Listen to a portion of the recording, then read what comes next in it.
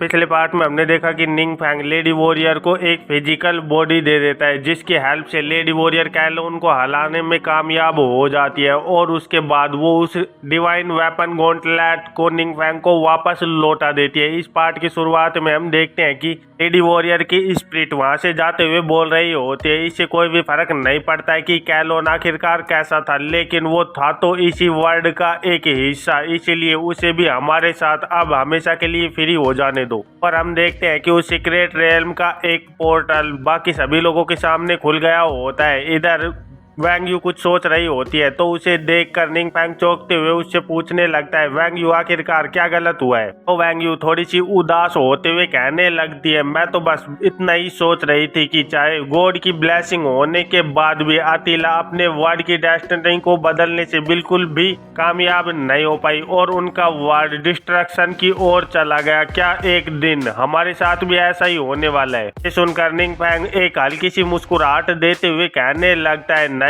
ऐसा कभी भी होने वाला नहीं है, इसलिए तुम्हें चिंता नहीं करनी चाहिए क्योंकि अभी भी मैं तो तुम्हारे साथ बाहर जाकर कुछ खाना खाने के बारे में सोच रहा हूँ। निंग फैंग की बात सुनकर वैंग यू बहुत ज्यादा खुश हो गई होती है और मुस्कुराते हुए कहने लगती है, तुम तो सच में ऐसी ही बातें करते रहते हो। और उसके बाद वो सभी लोग दूसरी ओर जाने लगते हैं तो वैंग यू प्रोफेसर जी से कहने लगती है, प्रोफेसर जी, क्या हम यहाँ से बाहर जाने से पहले अपने खानों को खत्म कर सकते हैं? इस बात से प्रोफेसर जी भी एग्री हो जाती है। तो वैंग यू सभी से कहने लगती है, चलो फिर अब हम सभी लोग यहाँ की कुछ लोकल चीजों के बारे में पता करते हैं और उन्हीं को खाते हैं। इसके बाद उस पूरे सीक्रेट रेल्म के अंदर शांति छा गई होती है और फिर यहाँ से सीन कट होकर हमें किसी दूसरी जगह का सीन दिखाया जाता है जहाँ पर आकाश थोड़ा टुकड़ों में बिखर रहा होता है और उसके अंदर से एक पोर्टल खुलने लगता है और हम देखते हैं कि उस पोर्टल के अंदर से किसी के पैर धीरे धीरे कर बाहर आ रहे होते हैं। फिर हमें पता चलता है कि वो कैलोन होता है जिसके अंदर बहुत ज्यादा डिवाइन पावर भरी हुई होती है। पोर्टल से बाहर आने के बाद कैलोन कहने लगता है, मैं तो बस एक स्टेप लेट हो गया और वो फैमिलियर ब्रीथ वो यहाँ से चली गई,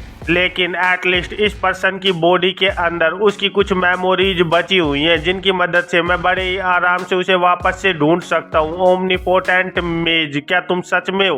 और हम देखते हैं कि ये सारी बातें वो निंग फैंग के बारे में कर रहा होता है और फिर वहां से हवा में उड़ते हुए कहने लगता है, एनीवे वो अभी भी इसी वर्ल्ड के अंदर है, इसलिए उसके बचने का कोई भी चांस नहीं है। मैं उसे ढूंढ ही लूंगा, इसके लिए मुझे थोड़ी सी ज्यादा इन्वेस्टिगेट करना होगा। फिर यहाँ से सीन कट होकर हमें 7th मेजर गिल्ड की मीटिंग दिखाई जाती है जहाँ पर सारे के सारे गिल्ड के प्रेसिडेंट बैठे हुए होते हैं और कोई बोल रहा होता है, प्रोफेसर जी की रिपोर्ट के अकॉर्डिंग ये पॉसिबल है कि गॉड एक सर्टन वर्ड को चूज करते हैं और उसके बाद उनको ब्लेसिंग और पावर्स देते हैं जिसकी मदद से वो वर्ड और ज्यादा हाई लेवल तक जा सकता है और यहाँ तक कि वो कुछ वर्ड के अंदर से कुछ चूजन वंस को चुनते हैं जिन्हें वो ले जाकर एक हायर वर्ड में ट्रेनिंग देते हैं। तो दूसरा प्रेसिडेंट कहने लगता है, ये फेवर्स सिर्फ दूसरे लोगों को उनके ऊपर बिलीव कराने में मदद करता है क्योंकि गॉड की आंखों के सामने चूजन वंस उनके सिर्फ एक टूल है और पाउंड्स है जिनको वो कभी भी यूज कर थ्रो कर सकते हैं और उनके लिए ऐसे टूल्स कभी भी मायने नहीं रखते हैं। तो दूसरा प्रेसिडेंट कहने लगता है, इसका मतलब तो ये है कि अगर कोई गॉड का फेवर्ड भी क्यों ना हो जाए, लेकिन यहाँ पर ये चांस बिल्कुल भी खत्म नहीं होता कि वो वर्ड डेंजर में नहीं रहेगा। इन द एंड हमें सिर्फ अपनी ही पावर के ऊपर विश्वास रखना होगा और अपनी पावर के दम पर ही अपने वर्ड को प्रोटेक्ट करना होगा। उसकी बात को सुनते हुए पहली वाली प्रेसिडेंट कहने लगती है, और हमारे रिसेंट एक्सपीडिशन के अंदर हमारे एनिमी की स्ट्रेंथ सच में हमारी पावर से बहुत ज्यादा एक्सीड कर चुकी थी। ये तो शुक्र था कि निंग फैंग उस वक्त पर वहां पर मौजूद था जिसने हमारे दुश्मन को हराने में हमारी मदद की, नहीं तो इतना खतरनाक दुश्मन हमारी पूरी की पूरे गिल्ड और यहाँ के वर्ल्ड को खत्म कर सकता था। लेकिन अब नियर फ्यूचर के अंदर ये चांस है कि प्रोबेबली और भी ज्यादा पावरफुल और इनविंसिबल एनिमी हमारे सामने आ जाए। ऐसे तो निंग फैंग हमेशा ही हमारे साथ खड़ा रहता है, लेकिन अगर हम रेगुलरली उसी के ऊपर रिले करते रहेंगे और हमारे शोल्डर के सारे बर्डन उस यंग पर्सन पर डालते रहेंगे तो सच में मैं इस बात से बहुत ज्यादा गिल्टी फील करती हूँ। प्रेसिडेंट की ये बात सुनकर वहाँ पर सारे के सारे प्रेसिडेंट कुछ देर के लिए बहुत ज्यादा शांत बैठ गए होते हैं। तो वैंग यू अपना हाथ ऊपर करते हुए कहने लगते हैं, क्या मैं यहाँ पर कुछ बोल सकती हूँ? फिर आगे बताने लगती है, यहाँ पर सभी लोग ये बात जानते हैं कि निंग फैंग ने रिसेंटली एक बहुत ज्यादा पावरफुल बीइंग को दूसरे वर्ल्ड से समन किया था। उस बीइंग ने हमारी टैक्टिकल एक्चुअल साइंस की स्टडी किया है और उसके बाद हमारी स्ट्रेंथ को उन मॉन्स्टर्स की स्ट्रेंथ के साथ कंपेयर किया और उसके बाद वो फाइनली इस कंक्लूजन पर पहुंचे कि नॉर्मल स्टैंडर्ड के हिसाब से हमारे वर्ल्ड को 30 साल पहले ही खत्म हो जाना चाहिए था। वैंग यू की बात को सुनते ही सारे के सारे प्रेसिडेंट बहुत ज्यादा शौक में चले गए होते हैं और उन्हें कुछ भी समझ नहीं आ रहा होता कि आखिरकार वैंग यू ऐसी बात कैसे कह सकती है। तो उन्हीं प्रेसिडेंट में से एक प्रेसिडेंट जल्दी से बोलने लगता है, प्रेसिडेंट वैंग, आखिरकार आपका इस बात का क्या मतलब है? तो वैंग यू बताने लगती है कि अब 80 साल पहले सीक्रेट रियल्म हमारी रियलिटी के अंदर फ्यूज हुए थे और उसी की वजह से ह्यूमैनिटी को बहुत ज्यादा ब्लो सफर करना पड़ा था और ये वही टाइम था जब एडवेंचरर्स ने यहाँ पर मैनकाइंड के अंदर जन्म लिया था। लेकिन ह्यूमंस उस वक्त पर भी बहुत ज्यादा डिसएडवांटेज में थे उन मॉन्स्टर्स के साथ फाइट करते हुए। ये तो सिर्फ शुक्र है कि हमारे काउंटलेस सैक्रिफाइस और एफर्ट की मदद से हमारे एंसेस्टर्स ने हमें यहाँ तक पहुँचने में मदद की और आज के वक्त पर ह्यूमंस यहाँ पर हैं और अभी तक भी जिंदा हैं। उस पर्सन ने जो कि दूसरे वर्ल्ड से आया है उसने इस बात को क्लेम किया है कि मॉन्स्टर्स जिनका सामना इस वक्त पर हम कर रहे हैं वो हमारे वर्ल्ड के लेवल से बहुत पहले ही सरपास कर चुके हैं, लेकिन हम लोग अभी तक पेरिश नहीं हुए हैं। इसका मतलब ये है कि हम लोग एक मिराकल कर रहे हैं और अभी तक अपनी सर्वाइवल के लिए लगातार फाइटिंग कर रहे हैं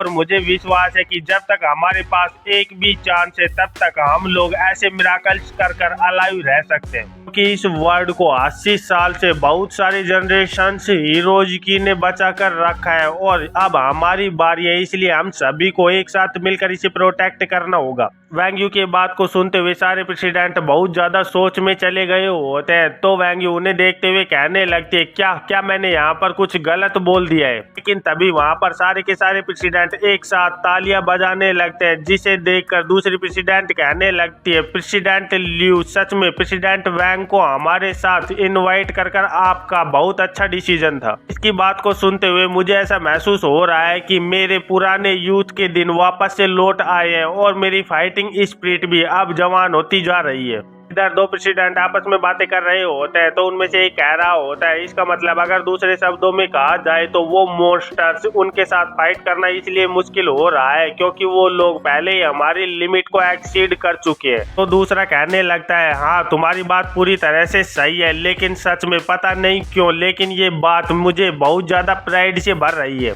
कि हम लोग अभी तक इतने ज्यादा पावरफुल मॉन्स्टर्स के साथ फाइट कर कर अभी भी जिंदा है। इधर प्रेसिडेंट लियू भी बोलने लगता है, मुझे इस बात पर विश्वास है कि यहाँ पर मौजूद सभी के सभी प्रेसिडेंट वैंग के ओपिनियन से सहमत होंगे। तो फिर अब हमारा नेक्स्ट टॉपिक ये है कि हम फ्यूचर के अंदर आखिरकार गॉड को कन्फ्रंट कैसे करेंगे। आफ्टर ऑल इस इंसिडेंट की वजह से हमें बहुत अच्छा लेसन सीखने को मिला है कि हर गॉड नेसेसरीली होप नहीं होती।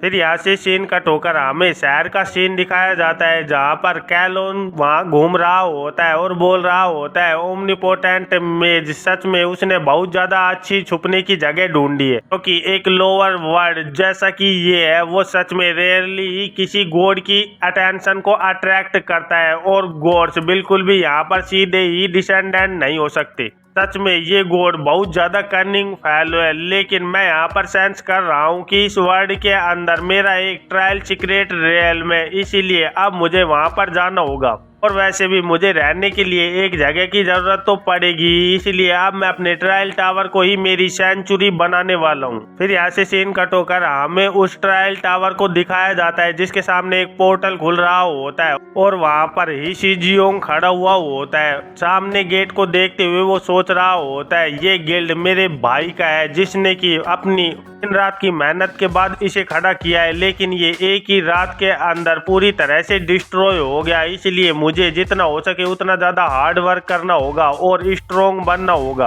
ताकि मैं फ्यूचर में इस गिल्ड को वापस से इसकी ग्लोरी तक पहुंचाने में कामयाब हो पाऊं। लेकिन तभी उसके सामने एक पोर्टल खुलने लगता है जिसे देखकर वो बहुत ज्यादा घबरा जाता है और वो देखता है कि उसके अंदर से कैलोन बाहर निकल रहा होता है। तो उसे देखकर वो कुछ चौंक गया होता है क्योंकि उसने पहले कभी भी उसे नहीं देखा होता। इधर कैलोन उसे देखते हुए बोलने लगता है, यहाँ पर सचमुच कोई मौजूद है, मुझे ऐसा बिल्कुल भी नहीं लगा था। इधर ही शीजियोंग जल्दी से अपनी फिस्ट के ऊपर अपनी पावर को गैदर करते हुए कहने लगता है, तुम कौन हो, आखिरकार तुम यहाँ पर कैसे आए। तो कैलोन कहने लगता है, तुम्हें डरने की बिल्कुल भी जरूरत नहीं है क्योंकि मैं सीक्रेट रियल्म का मास्टर हूँ और तुम लोग वैसे मुझे एक और नाम से जानते हो, एक गॉड।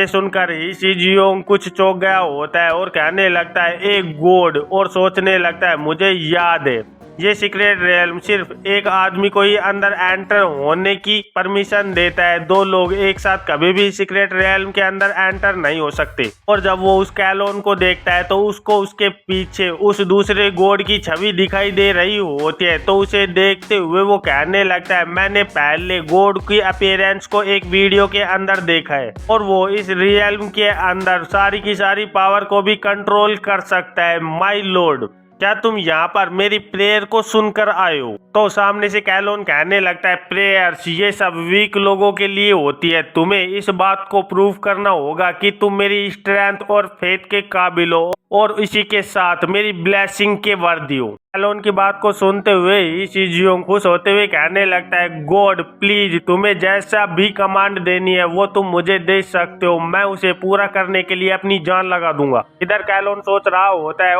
ओमनीपोटेंट में सच में एक क्राफ्टी वन है, इसलिए जब तक मैं उसके ट्रू नेचर को नहीं समझ जाता तब तक मैं कोई भी ऐसा रैकलेस एक्ट नहीं कर सकता। और वैसे भी एक इनकारनेशन की पावर बहुत ज्यादा वीक होती है मेरी ट्रू पावर से, इसलिए मुझे कुछ हेल्पर्स की जरूरत तो पड़ेगी। और वो ये सब कुछ सोचते हुए शीजियोंग को कहने लगता है, चलो फिर ठीक है, तुम्हारे लिए जो सबसे पहला टास्क है वो है मुझे इस आदमी को ढूंढ कर बताना है। और हम देखते हैं कि उसके पीछे निंग फैंग की फोटो दिख रही होती है। इसे देखकर शीजियोंग बहुत ज्यादा चौंक गया होता है और चौंक कर कहने लगता है, रुको ये तो। लेकिन वो अपनी बात को बिल्कुल भी पूरी नहीं करता और शांति से उनके सामने अपना सर झुकाकर खड़ा हो जाता है। तो ये देखकर कैलोन कहने लगता है, मैंने ये बिल्कुल भी एक्सेप्ट नहीं किया था कि तुम इसे जानते होगे, सच में इसकी वजह से अब मैं कुछ ज्यादा टर्बल्स में नहीं पड़ूंगा और तुमने मेरे बहुत सारे टाइम को बचा लिया है। और इधर शीजियोंग कहने लगता है, मैं माफी चाहता हूँ लेकिन मैं इसे इतनी अच्छी तरह से नहीं जानता हूँ कि मैं तुम्हें इनके बारे में कोई भी इंफॉर्मेशन प्रोवाइड करवा पाऊँ। तो कैलोन शीजियोंग को बोलने लगता है, इसी बात से कोई भी फर्क नहीं पड़ती है, लेकिन अभी और इसी वक्त से तुम रेस्पॉन्सिबल हो इसके ऊपर ध्यान रखने के लिए और हर एक बात की रिपोर्ट मुझे तुरंत करना अगर तुम्हें कुछ भी अनयूजुअल एक्टिविटी लगे तो। और एक बात को पूरी तरह से ध्यान रखना कि इसको इस बारे में बिल्कुल भी पता नहीं चलना चाहिए क्योंकि ये पर्सन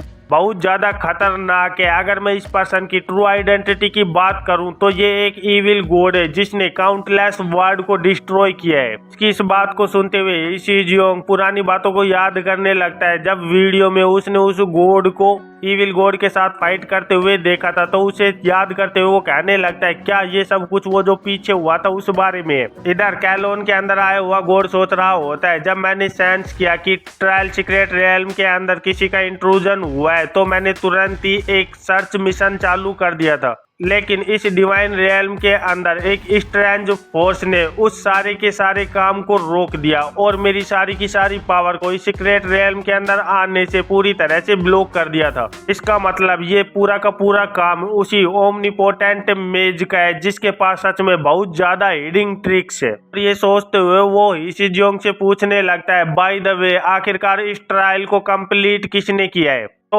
शीजियोंग कहने लगता है, ओह वो तो इविल गॉड का ही एक फ्रेंड है। तो ये सुनकर कैलोन वापस बोलने लगता है, सच में ये कितनी ज्यादा बुरी बात है, जो ओनर तुम्हें मिलना चाहिए था उसे किसी एक इविल गॉड के एक क्लाउन ने चुरा लिया। लेकिन तुम्हें चिंता करने की बिल्कुल भी जरूरत नहीं है क्योंकि मैं तुम्हारी हेल्प करूंगा इसे रिक्लेम करने के लिए।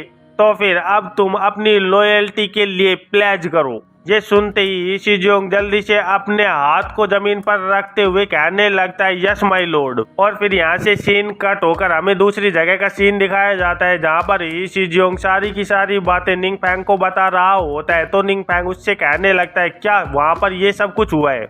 इधर ही शीजियोंग बोल रहा होता है यस इंस्ट्रक्टर निंग, वो गाय अपने आप को एक ट्रू प्राइमल स्पिरिट का अवतार बताता है और उसने मुझे एक मिशन दिया है कि मैं सीक्रेटली तुम्हारी हर एक स्पेशलिटी की इंफॉर्मेशन उसे बताऊं। शीजियोंग की बात को सुनते हुए निंगफैंग हानिन से पूछने लगता है इनकारनेशन, लेकिन मुझे जितना पता है इनकारनेशन तो सिर्फ कुछ टाइम के लिए ही एग्जिस्ट करते हैं। तो हानिन बताने लगता है गॉड्स यूजुअली अपने फॉलोअर्स को ही इनकारनेशन की तरह यूज करते हैं और वो अपने माइंड को अपने फॉलोअर्स के माइंड के साथ शेयर करते हैं, जिसकी वजह से उन्हें और भी ज्यादा लंबा टाइम मिल जाता है दूसरे वर्ल्ड के अंदर एग्जिस्ट करने का। ये सुनकर निंगफैंग बहुत ज्यादा कंफ्यूज हो गया होता है और सोचने लगता है ओह, मैंने तो सोचा था कि गॉड मेरे जैसे है और वो किसी को भी अपने इनकारनेशन के तौर पर यूज कर सकते हैं। ये सोचते हुए निंगफैंग उससे कहने लगता है क्या तुझे बिल्कुल भी डर नहीं है कि उसे इस बात का पता चल जाएगा कि तूने उसे धोखा दिया है। तो वो निंगफैंग को बताने लगता है मैंने उसे बहुत बार टेस्ट किया है और मुझे इस बात का पता चला है कि वो बिल्कुल भी ओमनीपोटेंट नहीं है, हो सकता है कि वो इस बात को छुपा रहा हो। तो निंगफैंग कहने लगता है लेकिन फिर भी तुम्हें जितना ज्यादा हो सके उतना ज्यादा सावधान रहना होगा।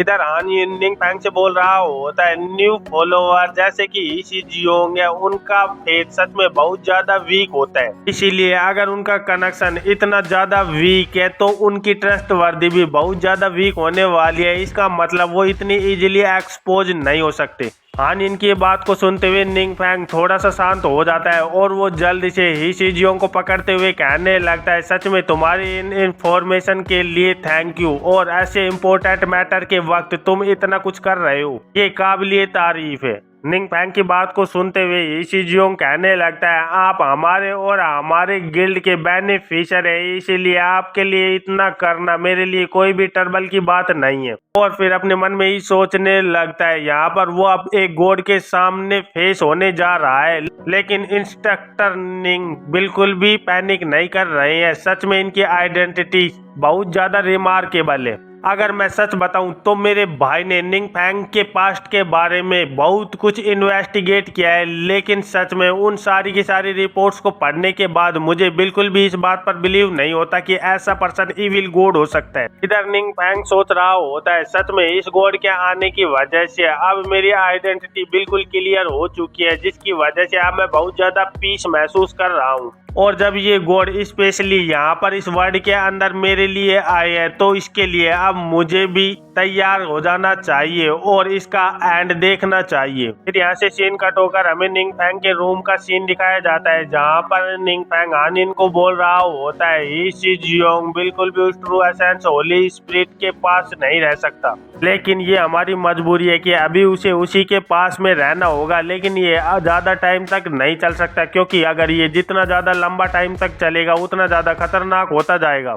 यार हमें भी सारी की सारी तैयारियों को जितना जल्दी हो सके उतना जल्दी पूरा करना होगा ताकि हम ट्रू एसेंस होली स्पिरिट को जितना जल्दी निपटा पाए उतना जल्दी निपटा दे। निंगफैंग की बात को सुनते हुए हानिन कहने लगता है मास्टर एक्चुअली में हमारे पास एक बहुत ज्यादा ग्रेट एडवांटेज है अगर हम दूसरे डेटेज की बात करें तो इस वर्ल्ड के अंदर। हानिन की बात को सुनकर निंगफैंग पूछने लगता है आखिरकार तुम किस बारे में बात कर रहे हो। तो हानिन बताने लगता है जब भी हायर बीइंग्स एक लोअर रियल्म के अंदर एंटर होते हैं तो यूनिवर्स के लॉ की वजह से उनकी पावर बहुत ज्यादा लिमिटेड हो जाती है, यहाँ तक कि डेटीज भी इस लॉ को बिल्कुल भी डेफी नहीं कर सकते। इसीलिए उन्हें अपने इन्फ्लुएंस को इनक्रेज करने के लिए इस वर्ल्ड के अंदर अपनी वॉरशिप को एक्सपेंड करना होगा, लेकिन तुम उनसे पूरी तरह से अलग हो क्योंकि तुम इसी वर्ल्ड के अंदर एग्जिस्ट करते हो और अपनी फुल पावर को यहाँ पर एक्सर्ट कर सकते हो। इसका मतलब ये है कि अगर उनके फॉलोअर्स ग्रो ना हो तो वो तुम्हारे सामने बिल्कुल भी एक थ्रेट नहीं है। लेकिन trial secret realm divine protection के अंडर में आता है और जो अटैक तुम्हारा ट्रायल सीक्रेट रियल्म के वक्त पर हुआ था वो क्रॉस टाइम और स्पेस की वजह से हुआ था क्योंकि तुमने directly true essence Holi spirit के साथ डिवाइन रियल्म के अंदर क्लैश किया था। अगर ट्रू एसेंस होली स्पिरिट अपने आप को ऐसे ही उस ट्रायल सीक्रेट रियल्म के अंदर छुपा कर रखेगा तो हम उसका कुछ भी नहीं बिगाड़ पाएंगे। हमारे लिए सबसे ज्यादा बेस्ट वे यही रहेगा कि हम उसे ट्रायल सीक्रेट रियल्म से बाहर निकाल पाने में कामयाब हो पाएं। हानिन की इस बात को सुनते हुए निंग फैंग कहने लगता है, ऑल राइट, चलो फिर इसी बात को ध्यान में रखते हुए हम एक प्लान को बनाते हैं। तो हानिन कहने लगता है, ठीक है, मेरे पास जितनी भी इंफॉर्मेशन इस वक्त पर मौजूद है मैं सारी की सारी आपके साथ शेयर करता हूँ। इधर निंग फैंग अपने सोच में पड़ा हुआ होता है और सोच रहा होता है, हानिन के अकॉर्डिंग ये वर्ड मेरे होम टर्फ की तरह है और वैसे भी मैंने दर्जनों फॉरबिडन स्पेल्स को पहले ही मास्टर कर लिया है, इसलिए इस तरह के लेवल की बैटल को डील करना मेरे लिए ज्यादा कोई बड़ी प्रॉब्लम नहीं है। लेकिन यहाँ पर एक ऐसी स्किल है जो कि एनिमी के पास है और वो मुझे बहुत ज्यादा कंसर्न्स दे रही है। फिर हमें उस स्किल के बारे में बताया जाता है जो कि एक active skill pressure of the strong होती है, जो कि एक बहुत ज्यादा पावरफुल मेंटल प्रेशर रिलीज करती है। इसके वजह से टेम्परेरी कोई भी टारगेट जो कि अटैकर से वीक हो वो कुछ टाइम के लिए डिसेबल हो जाता है और उन दो लोगों के बीच में जितना ज्यादा लेवल डिफरेंस होगा टारगेट उतने ही टाइम तक डिसेबल रहेगा। तो निंग फैंग सोचने लगता है, इस डिस्क्रिप्शन के हिसाब से ये एक ऐसी स्किल है जो कि लेवल सेपरेशन को कंट्रोल करती है। मेरा एक्चुअल लेवल बहुत ज्यादा लो है, अगर मेरे दुश्मन ने मेरे किसी भी एक वीक पॉइंट को पकड़ लिया तो सच में मैं अपनी फॉरबिडन स्पेल को रिलीज टाइम पर नहीं कर पाऊंगा। इसलिए मुझे सेफ रहने के लिए सबसे पहले एक ऐसी स्पेल को सीखना होगा जो कि मेरे मेंटल अटैक को रेजिस्ट कर पाए। लेकिन ऐसी स्पेल सच में बहुत ज्यादा एक्सट्रीमली रेयर होती है और उन्हें ढूंढना और भी ज्यादा हार्ड होता है। ये सोचते हुए निंग फैंग जल्दी से अपने बिस्तर से खड़ा हो जाता है और हानिन से कहने लगता है, हानिन, मैं इसी वक्त अपने बेस पर वापस से लौटना चाहता हूँ, क्या तुम श्योर हो कि इस बात को बिल्कुल भी एक्सपोज नहीं होगी? तो हानिन कहने लगता है, ऑफ कोर्स, जब तक वहाँ पर वो मौजूद है तब तक आपकी किसी भी स्थिति को एक्सपोज नहीं किया जा सकता। और हम देखते हैं कि वो वही मॉन्स्टर होता है जिसे कि पैरासाइट मॉन्स्टर्स के साथ फाइट करने के लिए निंग फैंग ने अपीयर किया था। इधर हानिन बता रहा होता है, ये लिटिल क्रिएचर की ट्रू फॉर्म एक डीमन है जो कि डार्क वर्ल्ड से आता है और इसे कायोस्टिक टेरर बीस्ट कहा जाता है और ये एक बहुत ज्यादा पावरफुल कायोस्टिक फील्ड को अपने चारों ओर क्रिएट कर सकता है जिसकी मदद से किसी भी तरह की फॉर्म के डिटेक्शन को ब्लॉक किया जा सकता है। फिर हमें डुएन को दिखाया जाता है जो कि हानिन की इन सभी बातों को सुनकर बहुत ज्यादा शौक में लग रहा होता है और फिर हानिन से कहने लगता है, सच में ये तो बहुत ज्यादा टेरिफाइंग सुनाई दे रहा है। तो हानिन कहता है, हाँ, ये सही बात है, ये एक बहुत ज्यादा हाई लेवल डीमन लॉर्ड है और इसकी पावर बहुत सारे रियल्म के बॉस को सरपास करती है और यही नहीं, यह आराम से एक तुम्हारे जैसे वर्ड को तो डिस्ट्रॉय कर ही सकता है। हानिन की इस बात को सुनते ही डुएन के तो होश ही उड़ गए होते हैं और वो चिल्लाते हुए कहने लगता है, क्या? तो हानिन एक फल को उठाते हुए कहने लगता है, तुम्हें बिल्कुल भी चिंता करने की जरूरत नहीं है क्योंकि जब से मास्टर ने इसे सबड्यूज किया है लिटिल वन बहुत ज्यादा स्टेबल हो चुका है और अब तो इसकी डार्क पावर का ओरा भी फेड हो चुका है। हमारी ट्राइब के अंदर ऐसे बहुत सारे हॉट स्प्रिंग है और ये ऐसा महसूस कराता है जैसे कि मैं इसे नहाने में हेल्प करा रहा हूँ। हम बहुत ज्यादा क्लोज है और एक टाइम के बाद तुम भी इसे ट्राई कर सकते हो। हानिन की इस बात को सुनते हुए डुएन चौंकते हुए कहने लगता है, क्या मैं भी? और फिर उस मॉन्स्टर्स को देखते हुए सोचने लगता है, वैसे इसे देखने से मुझे इस बात की फीलिंग तो आ रही थी कि ये स्ट्रॉन्ग होगा, लेकिन ये इतना ज्यादा होगा इस बारे में तो मैंने कभी सोचा भी नहीं था। और अगर मैं हानिन को देखूं तो वो भी एक बहुत ज्यादा ताकतवर प्रेजेंस है। पर तभी डुएन के पीछे से निंग फैंग अपने हाथ में एक चीज को लेकर आते हुए डुएन से बोलने लगता है, बाय द वे, मैं तुम्हारे लिए यहाँ पर एक रिवार्ड लेकर आया हूँ जो कि मुझे ट्रायल सीक्रेट रियल्म में मिला था। तुम इसे बड़े ही आराम से यूज कर सकते हो। और फिर हम देखते हैं कि उनके अंदर एक डार्क स्किल बुक होती है जो कि एक एक्टिव स्किल शैडो ब्लेड स्ट्रोम होती है और इस स्किल की मदद से मल्टीपल टाइम हाई डैमेज की स्ट्राइक की जा सकती है और यूजर्स की रेजिस्टेंस 100% तक बढ़ जाती है। उसी के साथ में एक इंडोमिटेबल फाइटिंग स्पिरिट हेडगियर होता है जिसकी क्वालिटी ऑरेंज होती है और उसका लेवल रिक्वायरमेंट 60 होता है। इसकी वजह से +35 strength strength plus 50% attack speed plus 10% critical strike मिलती है। तो उन्हें देखते हुए डुएन बहुत ज्यादा खुश हो गया होता है और कहने लगता है आपकी गाइडेंस के लिए थैंक यू। मैं इस बात को श्योर करता हूँ कि मैं जितना जल्दी हो सके उतना जल्दी और ज्यादा स्ट्रॉन्ग होने की कोशिश करूंगा और आपके हाथ के अंदर एक अनस्टॉपेबल वेपन बनने की